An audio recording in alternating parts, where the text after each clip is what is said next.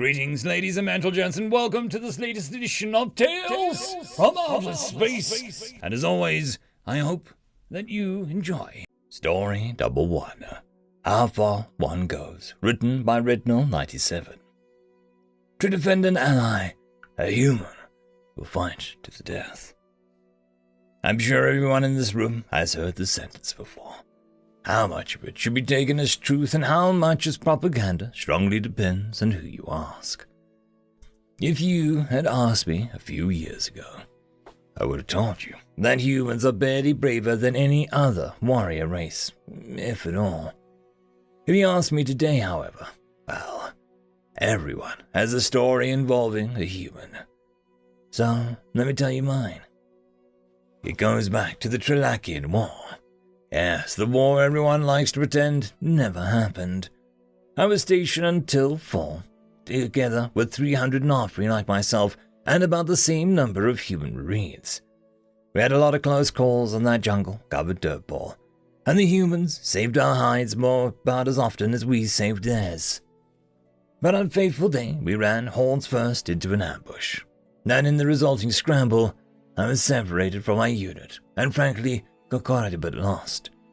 So there I was, completely alone in the jungle, behind enemy lines, at least half a dozen clicks away from home base. And only a hoof full of shots left in my gun, and all just before nightfall. I was well and truly fecked, and I knew it. So to keep me occupied, if nothing else, I picked a rough direction in which I thought home base was and started walking. Considering that our enemy was famous for their surprise attacks, I was obviously scared as hell, and every little sound made me jump in surprise.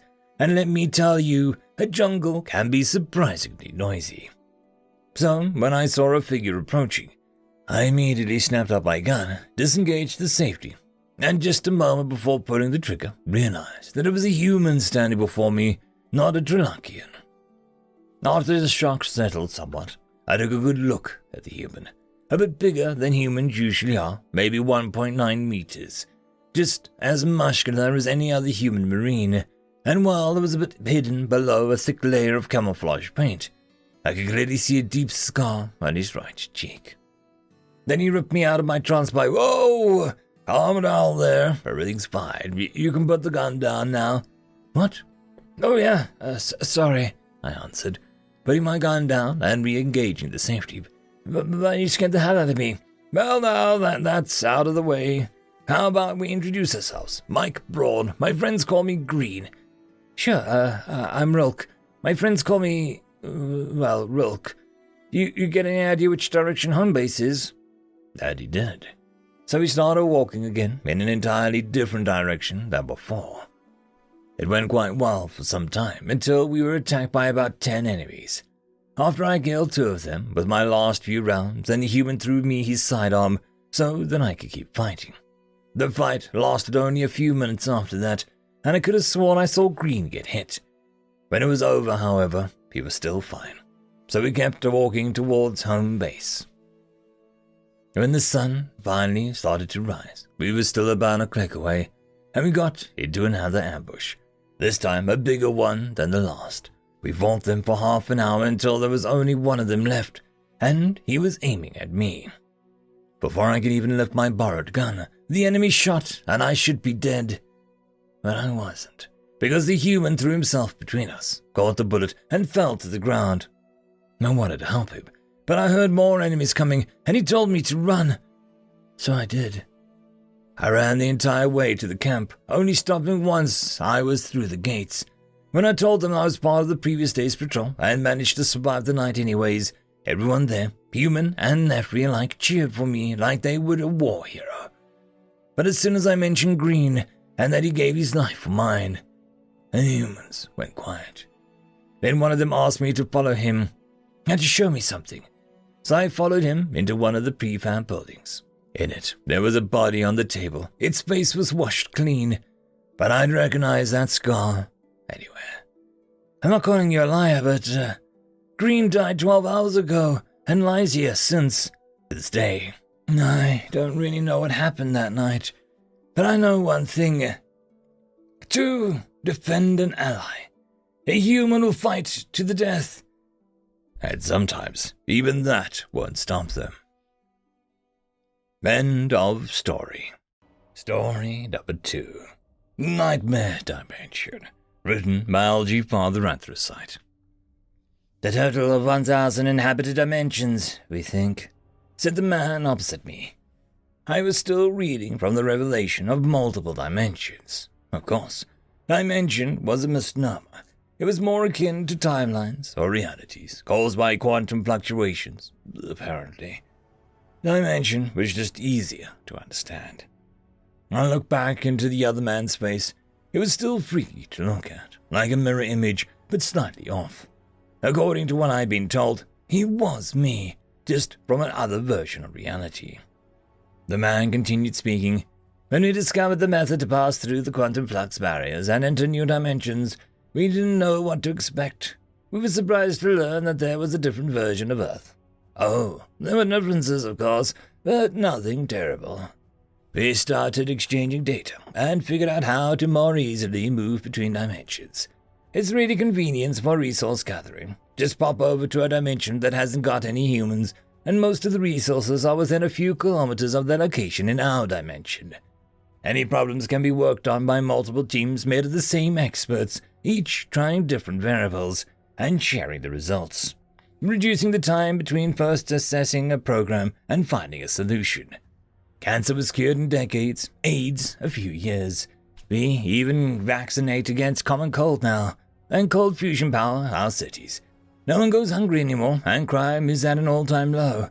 It's fair to say that this meeting will directly lead to a golden age in this dimension. It's weird, really. I came from a near utopia. There's very little seismic activity. The weather is mild and the temperature is pretty consistent all year round. When we jumped to the next dimension, the climate was just a little worse, and the people got sick a little more often. But we were relatively close in both scientific and socio-political status, arts and entertainment. But the further we stray from home dimension, the worse things get. I'm a little shocked by this particular fact dropping in my lap. How many dimensions have you been to? I asked my doppelganger. Several thousand at this point. Most of them haven't got native people in them, but we got to gather resources. Of the dimensions we visit with people, yours makes dimension 997. So you've done this a lot, then, because I have to say that this is very strange for me. I'm still getting used to seeing a copy of myself in front of me, acting without my volition. He seems just a little off, too. His hair is parted different. He's got just slightly darker eyes and lighter skin, and a color of milk chocolate, as opposed to my own dark brown coloring. Wait, if things get a little worse each shift, we are 997. How bad are we compared to your home dimension? I'll be honest with you, he replied, with a look I recognized as serious and a little upset. This place is a nightmare compared to my home. One thing about talking to alternate dimension me was I could read his body language like a large print book. He was suddenly uncomfortable, for the first time since we'd met. A nightmare, how? You guys have had a different history than us. A lot more conflict, wars, and the like. Slavery was unheard of until we went to Dimension 778. This place is rampant with diseases that we've never encountered. I had to get some serious inoculations to visit her. Knocked me out for weeks, he replied. And you guys designed atomic weapons. That's truly the worst difference. We decided not to go any more dimensions besides this one. Why stop here? Why not visit the last 3? I asked, curious about what line it was that we didn't cross, what made us redeemable, but not the rest. Well, 999 actually built atomic weapons, and 999 actually tested them. They worked, by the way, quite effective, he said. What about number 1000? I asked, my mouth a little dry. The decision to shelve our nuclear weapons had been made by a razor-thin margin decades ago. Terrible pollution, population issues, conflict, disease, and those crazy bastards actually used atomic bombs in war. No way we'll ever get to go to a place like that. We, actually call that dimension hell.